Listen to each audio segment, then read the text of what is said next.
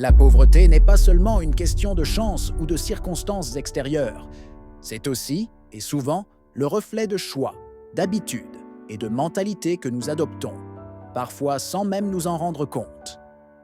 Ces pièges invisibles peuvent nous empêcher d'atteindre notre plein potentiel, tant sur le plan financier que personnel. Alors, aujourd'hui, je vais te révéler 5 sources insidieuses de pauvreté que tu dois absolument identifier et éviter. Si tu es un jeune adulte qui débute, un parent qui construit l'avenir de sa famille ou un employé cherchant à optimiser ses ressources, ce message est pour toi. Reste bien jusqu'à la fin, car la 5e est la plus subtile, mais aussi la plus destructrice pour ton épanouissement. Avant de plonger dans les sources spécifiques, il est crucial de comprendre que la richesse ne se mesure pas uniquement en argent. La vraie richesse englobe la liberté, la sécurité, la paix d'esprit et la capacité de réaliser ses rêves. La pauvreté, à l'inverse, est souvent une limitation de ces mêmes aspects. Notre parcours de développement personnel est intrinsèquement lié à notre gestion financière. Apprendre à maîtriser son argent, c'est apprendre la discipline, la prévoyance et la résilience. C'est un pilier fondamental pour bâtir une vie épanouie et sécurisée, pour soi et pour ses proches. La première source de pauvreté, c'est de vivre comme si tu étais plus riche que tu ne l'es vraiment. C'est une course sans fin à l'acquisition, souvent motivée par le désir d'impressionner ou de suivre les tendances. Les réseaux sociaux amplifient cette pression, nous montrant des vies idéalisées et des possessions matérielles. Pour les jeunes adultes, cela peut se traduire par l'achat du dernier smartphone ou des sorties coûteuses. Pour les familles, c'est la tentation d'une maison trop grande ou de vacances luxueuses.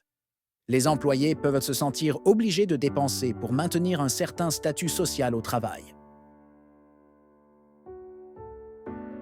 Chaque fois que tu dépenses de l'argent que tu n'as pas ou que tu t'endettes pour des biens dépréciables, tu voles à ton futur. Tu hypothèques ta liberté financière et ta capacité à investir dans ce qui compte vraiment. C'est un cycle vicieux où l'on travaille pour payer des dettes plutôt que pour construire un patrimoine. La vérité est qu'un style de vie modeste aujourd'hui peut te donner une vie confortable et libre demain. La satisfaction durable ne vient pas de l'accumulation matérielle, mais de la sécurité et de la réalisation de tes objectifs. Apprends à distinguer tes désirs de tes besoins réels. Avant chaque achat, pose-toi une question simple et honnête. Est-ce que ça m'enrichit ou est-ce que ça m'appauvrit? Est-ce que cet achat contribue à mes objectifs à long terme ou est-ce une gratification instantanée éphémère? La discipline financière est une forme de liberté. Tu veux savoir pourquoi beaucoup restent coincés financièrement malgré un bon salaire? Parce qu'ils naviguent à vue, sans carte ni boussole. L'argent entre sur le compte en banque et disparaît sans que l'on sache où il est parti, ce qui laisse un sentiment de frustration et d'impuissance. Pour les jeunes adultes, cela signifie souvent ne pas savoir où va l'argent des premiers salaires. Pour les familles, c'est l'incapacité à planifier les dépenses importantes comme l'éducation ou les loisirs. Les employés peuvent naître se retrouver à court d'argent avant la fin du mois, malgré un revenu stable. Faire un budget n'est pas une prison qui te prive de plaisir, mais c'est un GPS financier qui t'indique comment atteindre tes objectifs, qu'il s'agisse d'épargner pour un apport immobilier, de financer des études ou de préparer sa retraite. En fait, c'est un outil d'autonomisation qui te donne le contrôle. Commence par suivre toutes tes dépenses pendant un mois. Utilise une application, un tableur ou même un simple carnet. Cette prise de conscience est la première étape vers la maîtrise. Ensuite, alloue des catégories à tes dépenses et fixe des limites. Même un simple tableau sur ton téléphone peut t'éviter des années de galères et de stress financier. Un budget te permet de prendre des décisions éclairées, de prioriser tes dépenses et d'allouer des fonds à tes objectifs les plus importants.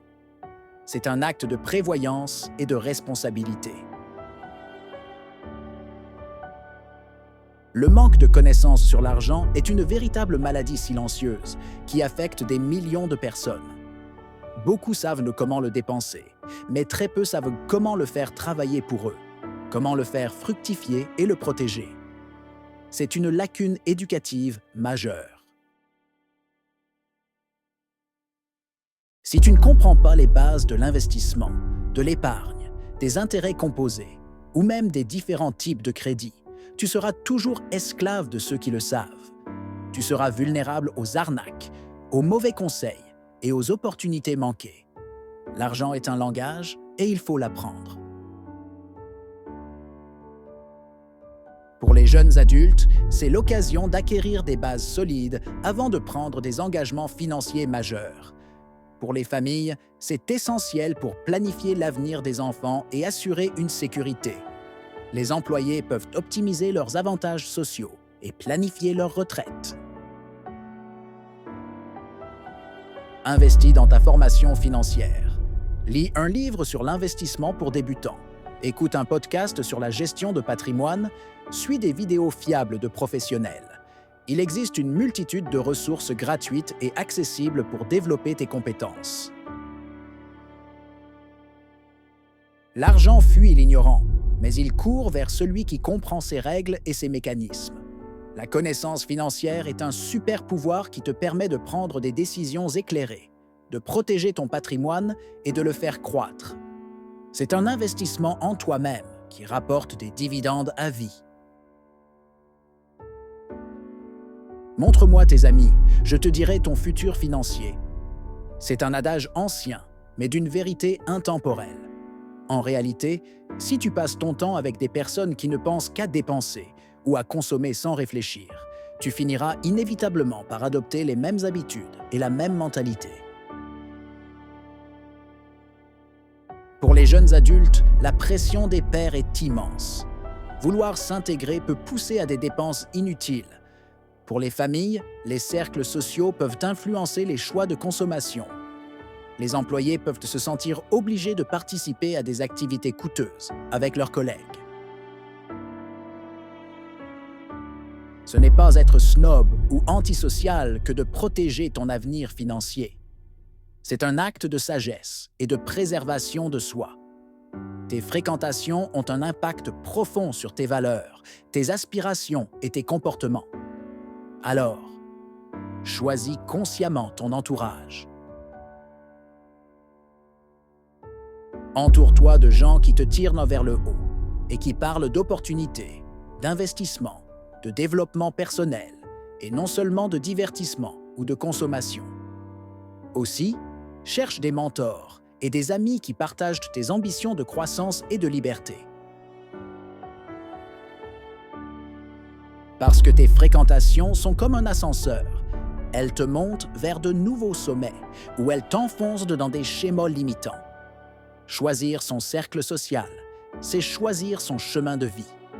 C'est un investissement dans ton capital social et ton bien-être futur. C'est peut-être la source de pauvreté la plus puissante, la plus insidieuse et la plus difficile à identifier.